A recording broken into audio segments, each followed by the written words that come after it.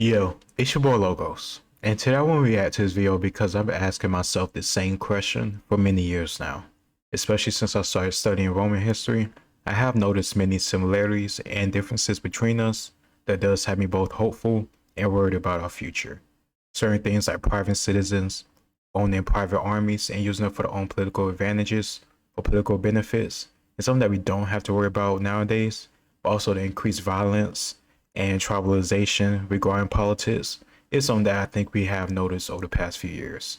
People like the Gracchi brothers and other people preceding Julius Caesar helped shut the door, or I'm sorry, open the door for increased violence in politics leading up to civil wars. But luckily, we don't have private citizens owning private armies, so that is something that we have avoided so far. Also, at the same time, Rome did fall eventually, even though hundreds of years later, because of illegal immigration, even though those people were mostly violent. I understand that nowadays, most of the illegal immigration isn't violent people, but when you destabilize the system by coming there illegally, not getting your citizenship, not paying taxes, and then getting benefits while average everyday American citizens are struggling, you're only going to hurt the middle class and the lower classes. And that does lead to collapse, suffering, and tribalization. When people don't understand why they're suffering, or people are suffering unfairly, they're only going to lash out and try to fix things. And sometimes that could be violently or non-violently. But I think it's much better to just fix the problems and see the path we're headed on and try to fix it before it's too late. So I'm curious to see this guy's opinion, his knowledge, and the stuff that he's going to provide to the conversation to maybe help what I'm thinking or maybe even make me more worried about the future. Either way, part of the reason why I make content is to try to get this conversation out and maybe we could change the path we're on. So let's get into it. Everybody looks at America and say, are we Rome? And if you're conservatives, you usually say, well, the inflation is destroying our currency like it did with Rome. And tribalism is destroying us because, like Rome, we have lost the ability to unite people under a common language, common tradition, common culture, and expand from the idea that what was once largely an Anglo-Saxon population, then a pan-European population, then an Eastern European, then an Asian, along with the descendants of slaves, and then a Latin American population. We could keep reinventing America. We're losing that ability with tribal politics, wokeness, this new idea that to cure racism, you must be racist, or to stop discrimination, you must practice discrimination. That was a symptom of Roman decline along with inflation. Another idea was that we're dealing with is very similar to Rome, is that once you have a Republican government, you forget that there were certain conditions that created it.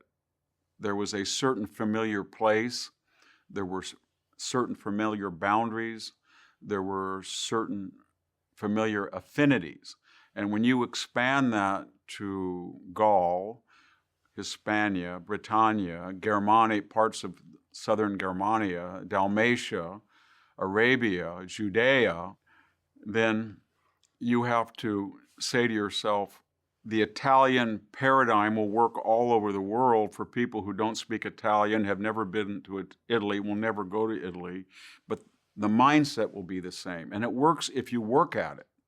If you teach people Latin all the time and you make sure that all the architecture at Leptis Magna in Libya or in Iraq looks like it does in Italy, or everybody's on the same page with Roman law.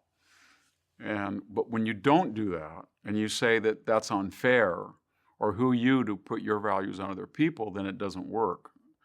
And so when we look at Rome, and I should say that I don't know, it's kind of different because with Rome, when they did like governors in these places that they did conquer, they oftentimes let the people practice their own religion or culture without any interruptions within a certain, boundaries, as long as they kept paying taxes.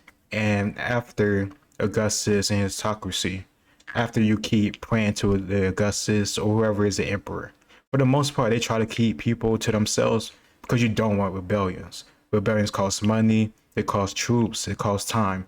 It's hard to travel along the Mediterranean or the wider European world when you have to worry about ships or taking the roads. You don't have to worry about airplanes like we do today.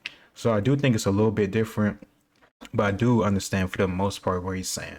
But the whole thing about speaking Latin and all that other stuff, and I don't think that was really the big like cause of the problem within Rome, because over in Greece and the Mediterranean to the east, they were speaking Greek. They weren't speaking Latin, and Greek culture was influenced in Rome, and certain Romans didn't like that. People like I can't believe my his name is eluding me right now. One of the older conservative senators from Rome during the Roman Republic, during the time of Julius Caesar. I can't remember his name right now. It's like an older man, but he didn't like the Greekification of Rome. People that was staunch conservatives within Rome wasn't a fan of Greek culture. They saw it as effeminate, feminine, and all this different type of stuff that was supposed to soften or weaken the Romans. But they didn't turn down the tax money. They didn't turn down going and establishing villas, nor did they deny the territory. Certain things you just have to accept. You can't be mad at other people that was already living at a certain land, like how Rome was dealing with, and you decide to conquer them.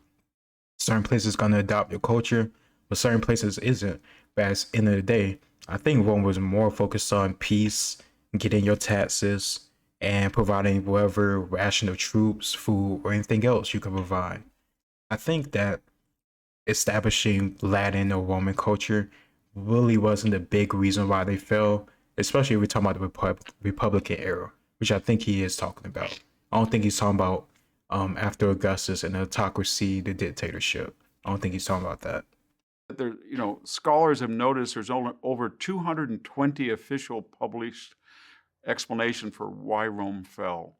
But when we do look at Rome, I think you can see some affinities we all agree on. That the dollar is worth less and less each year.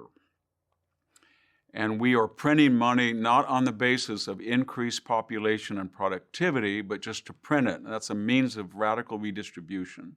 That the I do agree with that. that we're leaving to our children, each generation gets larger and larger.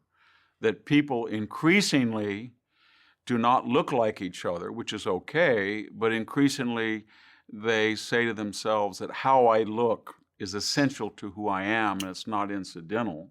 And that's a pathway to destruction, as Rome learned with its own problems with tribalism.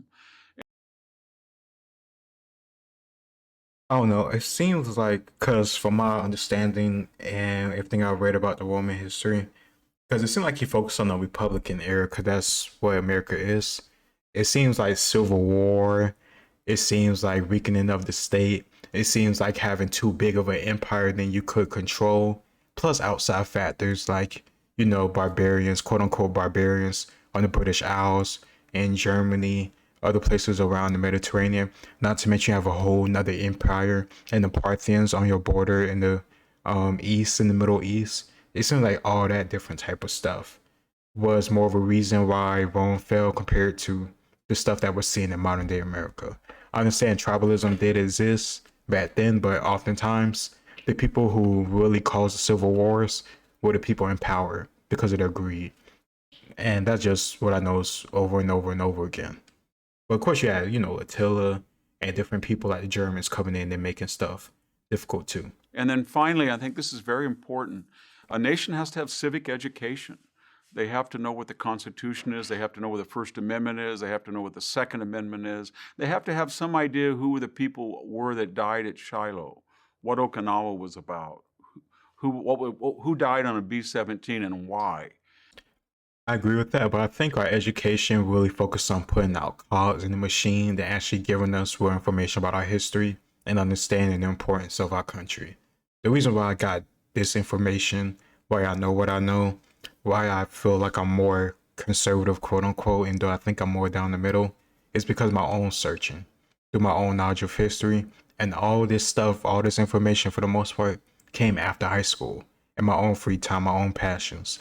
I don't think our government is really caring enough or focused on making sure that citizens are educated as possible, because the less educated you are, the more vulnerable you are to bullshit and corruption and stuff like that, corporations taking advantage of you. But that's just how I see it. Who, Andrew Jackson was who Lincoln was, who Harriet Tubman was. We seem to know a lot about Harriet Tubman, but nobody knows who William Tecumseh Sherman was. So if you don't have model. Well, the reason why people know about Harriet Tubman because she was one of the major figures within one of the major events of American history, which also Tecumseh Sherman was. But I'm sorry, not Tecumseh, William Sherman. Oh, I'm sorry, I think Tecumseh might have been his middle name. But William Sherman is because he was a general during the Civil War. The only reason I know that is because I pay attention a little bit during school. Well, not a little bit, but I pay attention during history classes in school. But also, I'd be studying the Civil War over the past few years, just for my own passions. But most people don't do that. So I think that's two different things. Harriet Tubman is known for a way different reason compared to William Sherman. Sherman, from my understanding, didn't have that big of an impact in politics after the war. So unless you're a big Civil War buff or you care to learn about the battles and the politics behind the Civil War, you're less likely to know about him. Almost everybody knows who Harriet Tubman is. Shit, they was gonna put her on the, I think the $5 bill or wherever Andrew Jackson piece of shit ass is. And I call him a piece of shit because, of course, the Native American thing, racism thing, but also he said, let the Supreme Court enforce their own ruling. He basically said, fuck the Supreme Court, let them, I don't know, take charge or remove me physically. I really don't care what they say, which I think is something messed up to do if you care about the Constitution, the government. You can't at the same time say you care about the government and the betterment of it and then ignore one of the major pillars of it. That just doesn't make sense to me. But it makes sense that more people know about Harriet Tubman compared to Sherman. It just makes sense to me. Of your past, then you're not going to have any connection with it, and you're going to forget it, and you're going to make up the past as you go along. Or Orwell says, he who controls the present can reinvent the past to make a new future. And that's what we're doing in this country. A country also has to have humility. You can't use the standards of the present and go back and say, look at those guys in covered wagons. They said racist things, and therefore we're not going to study them, or the Oregon Trail should be not mentioned. Before you can do that, you have to say to yourself, if I have 5 children and 2 of them die on the Oregon Trail because they don't have antibiotics or they have diphtheria, or I have 2,600 vision, but I can't get glasses and I can't see, or I don't know what the weather's going to be like tomorrow, I have no satellite. Or if I want a family of 5, my wife at 15 is going to have to be pregnant about 15 times because I know 5 births are not going to come to full term. Another 3 or 4, the child is going to be lost during childbirth. Another 2 or 3 are going to die from childhood diseases.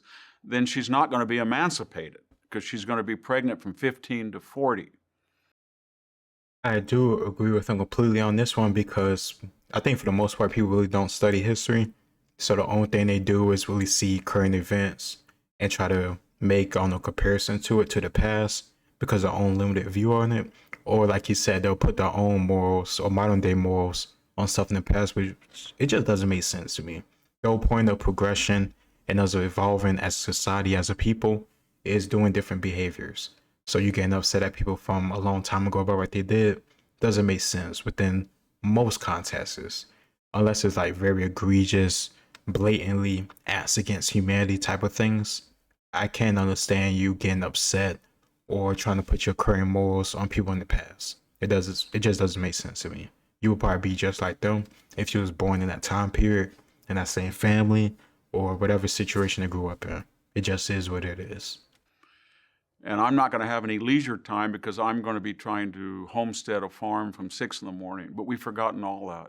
So we have all these leisured creatures in the university that says, I judge this person racist, this person is sexist, this luminary is no good because they don't fit my standards of iPhones and vacuum cleaners and jet travel. And it's absolutely absurd.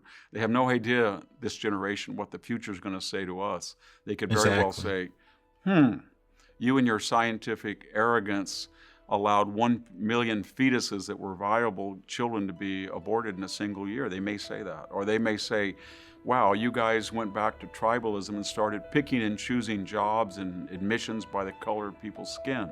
How reactionary was that? Every generation's got to be humble. I agree with them on that too. I think every generation thinks, especially the younger generations, because you start off young, you start off with all these ideals on how you think the world should work. Then as you get older, you see what it really is, and you get more, I don't want to say complacent, but you understand at a certain point that the world isn't just fair and perfect and nice and cuddly and kind. And I think that's what some of these people expect the world to be or think it is, and it never was that. Honestly, the world was always a harsh place, and I think we should just be grateful we don't have to deal with certain stuff that our people had to in the past, whether it be certain small things like air conditioning, fresh, clean water, many different things, childbirth, and child fatality being a lot lower. Just certain stuff we don't think about that our ancestors always had to think about. But like you said, you put your modern day morals, your modern day perspective, and outlook on it. Of course, it's not gonna make sense to you because you try to see it how you see things, how you live things. But when these people had to go through what they had to go through and survive however they could, they didn't live how you did. Certain stuff makes sense, certain stuff doesn't. But for the most part, when I study history, I really can't try to put my own morals on people, especially when I'm trying to study war. I study military history too much to try to put my own morals on these people. Because at the end of the day, one, these events already happened. Two, me putting these morals isn't going to change anything. And three, they're not like me. We're not the same type of person. They wasn't in the same situation. They don't have the same morals, don't have the same world point or worldview as I do. So of course we're going to disagree. And it is what it is. I'm just grateful I could study these people, have access to all this information from centuries and centuries from all across the globe. I'm just so grateful I can study history from Rome. I can study history from the Pike and Shot era. I can study the Samurai era. I can do all this stuff within a day, within an hour if I wanted to, because of the internet, because of modern technology and modern things human has done since those events have taken place. So I'd rather do that than try to put my own worldview or morals on these people. It just doesn't work, especially if you care about history and genuinely want to understand it and not just use history and events for your own political purposes. That's just how I see it. I know it's a lot of this stuff going on nowadays, like Jada Pinkett Smith and the whole Queen Cleopatra documentary that I said wasn't a documentary, just propaganda, and I hate it. So no matter who you are or what side you claim to be on, I don't support anybody using history for their own purposes outside of education and teaching. If you're trying to warp it for government, politics, ideology, or anything else, I think you're a piece of shit. But let me know what you think in the comments down below. I think having a conversation like this will help our society going forward. We need to fix a lot of things, and doing this type of stuff will help that go through. I think even if you disagree with me or him, at least have this conversation is worthwhile. So let me know what you think. It's your boy Logos. Like, share, and subscribe, and I'll see you next time. Peace.